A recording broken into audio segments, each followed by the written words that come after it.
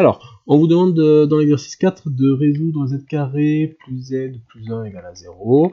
Donc, bon, bah, c'est une équation du second degré à coefficient réel. Pour ça, on calcule delta qui fait 1 moins 4, ça fait moins 3.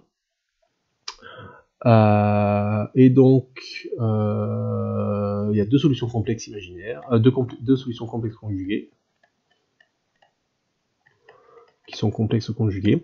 Donc vous avez z1 qui vaut moins b, donc moins 1, moins i racine de moins 3, donc i racine de 3 sur 2. Donc ça fait moins 1 demi, moins i racine de 3 sur 2. Et z2 qui est son conjugué, qui est moins 1 demi, plus i racine de 3 sur 2. Et donc si on veut la forme trigonométrique ou exponentielle, et exponentielle de z1 et de z2, en fait ce que vous avez c'est que z1,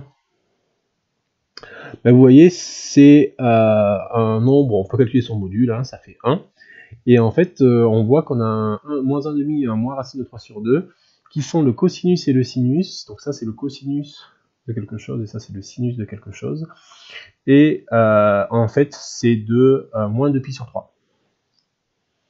Donc en fait c'est cosinus de moins 2pi sur 3 plus i sinus de moins 2pi sur 3. D'accord, le module est égal à 1, hein. Et donc ça c'est la forme trigonométrique, et pour la forme exponentielle, on a ça. Pour Z2, bah, c'est Z1 bar, et donc vous pouvez utiliser le fait que l'argument, les modules sont les mêmes, et les arguments sont opposés pour Z et Z bar, hein. Donc ça fait exponentielle de 2i pi sur 3. Voilà. Et sous forme, donc ça c'est la forme exponentielle, sous forme trigo, c'est cos de pi sur 3, plus i sinus de 2pi sur 3. C'est un nombre important, ce nombre-là, c'est le nombre j en fait que vous allez revoir tout à l'heure. Voilà.